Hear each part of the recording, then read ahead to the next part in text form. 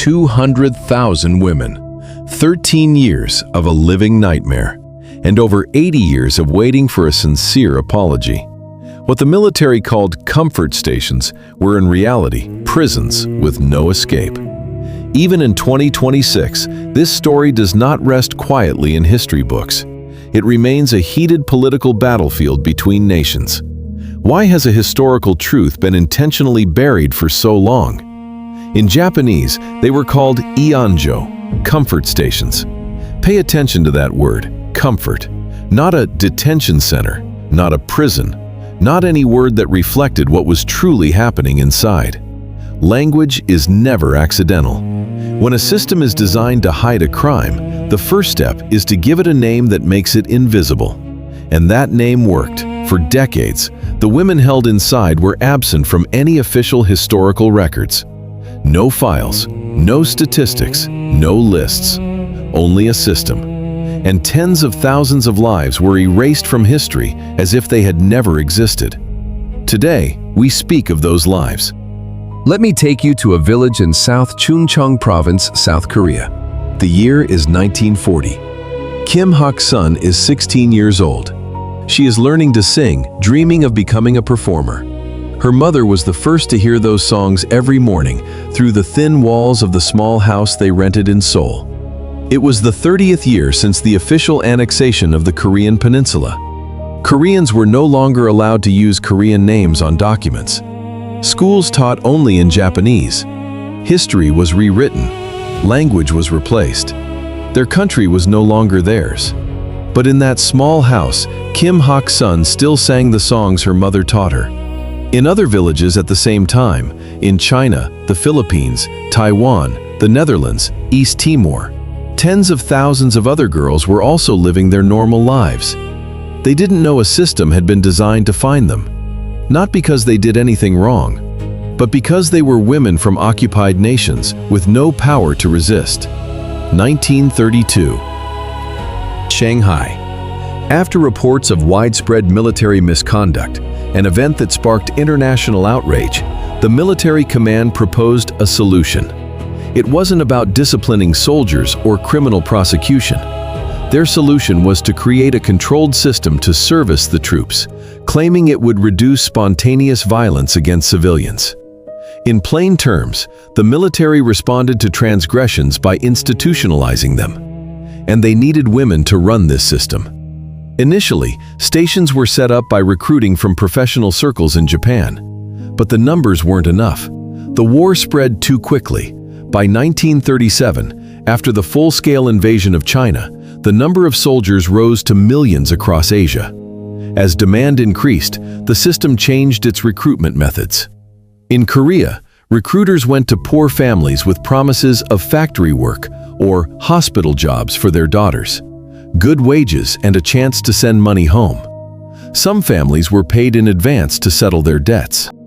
In China and the Philippines, there were no promises. Women were taken directly from their villages, from the streets, from their homes. In the Netherlands, women were taken from prisoner of war camps in Indonesia, where they were held with their fathers and brothers. The methods differed, the result was the same. They were led to rooms for which they had no key to open from the inside. There is something important to say first. We don't have many documents about what happened inside because the military ordered the destruction of records before surrendering in 1945. What we know comes from a single source, the stories of those who survived. And that is why listening to them is so vital. Kim Hak-sun was taken to Beijing in 1941, at age 17, by the man her mother thought was giving her a chance to study singing. In her 1991 testimony, she described the first day. "I didn't understand what was happening. They led me into a small room. And then I understood.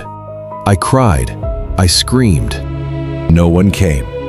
The women were given Japanese names. Their real names were no longer used. They underwent periodic medical checks, not out of concern for their health, but to ensure they didn't pass illnesses to the soldiers. They had to see 10 to 30 people a day, depending on the station's location. If they resisted, they were harmed. If they escaped, they were captured, and the punishment was made public to deter others. If they were too injured to continue, some were killed. Others were abandoned when the military moved. Jan Ruff O'Hearn, a Dutch woman born in Java, was taken from a camp in 1944 at age 21. She was one of the few Westerners to publicly recount her experience. She told the U.S. Congress in 2007, "For those 4 months, I died. Not my body was still there, but the woman I was supposed to become. She disappeared in those rooms." What is remarkable in Jan's testimony, and most survivors, is that she didn't talk about the most painful days. She talked about the repetition, how waking up every morning and knowing exactly what the day would hold, identical to yesterday and the day before, was the final thing that broke something deep inside. August 1945. Japan surrenders. Officers gather records and burn them.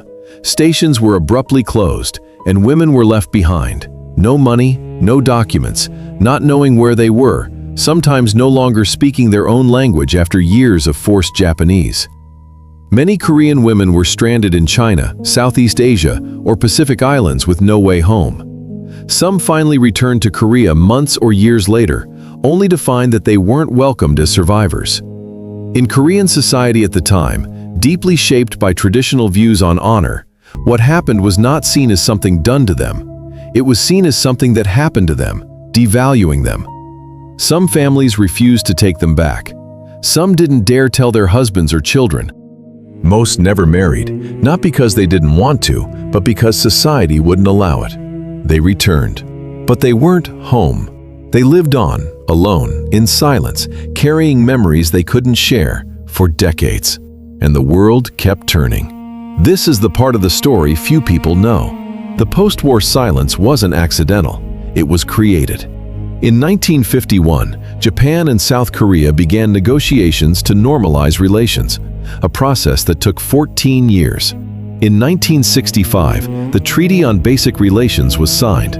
Japan paid South Korea $800 million in aid and loans as a complete and final settlement for all colonial-era claims. The problem? Not a single woman held in those stations was consulted. Their names appeared in no clauses. The government took the money.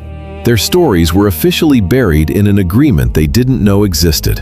On the Japanese side, after the war, the U.S. intervened heavily to rebuild Japan as a strategic ally in the Cold War.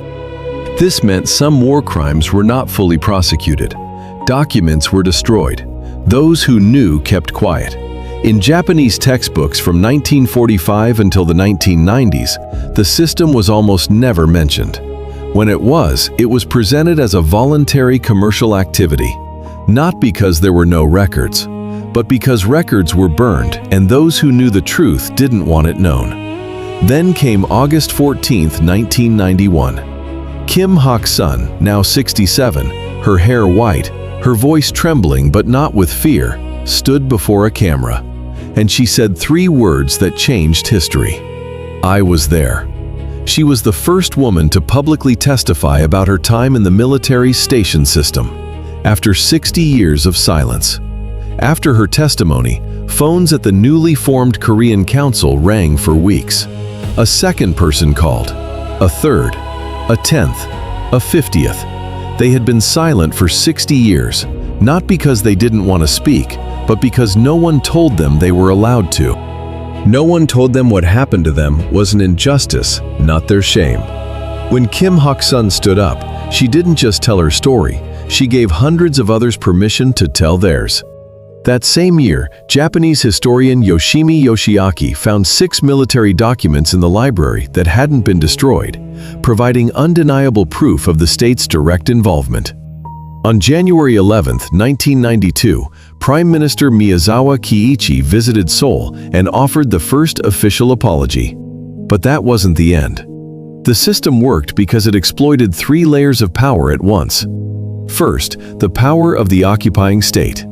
In colonies like Korea and Taiwan, locals had no equal legal status. They couldn't refuse an offer from authorities without facing consequences for their entire family. Consent under those conditions isn't consent, it's submission to pressure they had no power to resist. Second, the power of social stigma. The system was designed to ensure that even if women survived, they wouldn't speak, because their society would blame them, not those who harmed them. This wasn't accidental. It was a deliberate protection mechanism built into the structure of the crime. Third, the power of language. Comfort station, comfort women, ianjo, ianfu. All these names were designed to make the system look like a service, not a violation. Language created a psychological distance for those running the system, so they didn't have to face the truth of what they were doing. The most telling thing about this, like the Tuskegee experiment or the Tulsa massacre, is that it didn't require monsters to carry it out. It required ordinary people in ordinary offices, signing ordinary orders, believing what they were doing was necessary. That's why it could happen on that scale. And that's why it is so dangerous. Today, in 2025, the story of comfort women remains an unhealed geopolitical fracture. In 1993, the Kono Statement officially acknowledged the military's involvement and that many were recruited against their will. It expressed sincere apologies and remorse. In 1995, the Asian Women's Fund was established to compensate victims. Many Korean activists refused the money, arguing it was a way to avoid official state legal responsibility. In 2015, Japan and South Korea reached a final and irreversible agreement. Japan paid 1 billion yen into a fund and apologized again. Many survivors rejected the deal. Some said what they wanted wasn't money. They wanted full acknowledgement, without conditions, without buts. Meanwhile, some politicians and historians continue to debate the scale and degree of coercion, or whether there is enough evidence for the Kono Statement. In 2011, a small bronze statue of a seated girl, the Statue of Peace, was erected by activists in front of the Japanese embassy in Seoul. Japan strongly protested and requested its removal. By 2025, hundreds of similar statues have been erected globally, in Korea, the US, Canada, Australia, Germany. And before every statue, every Wednesday for decades, women and their supporters gather to ask the same question. A question that, so far, has no satisfactory answer. Kim Hak-sun passed away in 1997, 6 years after she stood before the camera and said 3 words that changed history. Jan Ruff O'Hearn lived until 2019 to age 96. She continued to testify and demand acknowledgement until her final years. It is estimated that 50,000 to 200,000 women were taken into the system during the war. The numbers vary so widely because most documents were intentionally destroyed. The number of survivors remaining when the story began in the early 90s was a few hundred. Today, almost all of them have passed away. History is losing its last witnesses. And that poses a question. When there are no survivors left to tell their own story, when memory belongs to pages and statues rather than a living person, can we still call it acknowledgement? Or is it just history? There is a difference. History is what is recorded. Acknowledgement is when someone looks at a person who was harmed and says, "I know, I believe you, and that should never have happened." Those women waited 60, 70, 80 years for that. Many died while waiting, and the question isn't whether it was an injustice. The question is, what kind of society do we want to be? The kind that makes people wait until they die to be believed, or the kind that learns to listen before it's too late? Every Wednesday since 1992, protesters have gathered in Seoul. By 2023, it became the longest-running regular protest in Korean history. The last survivor still strong enough to attend those protests is Gil Won-ok, born in 1928. She is still alive. Thank you for listening to the full story, and don't forget to like and subscribe to see more videos.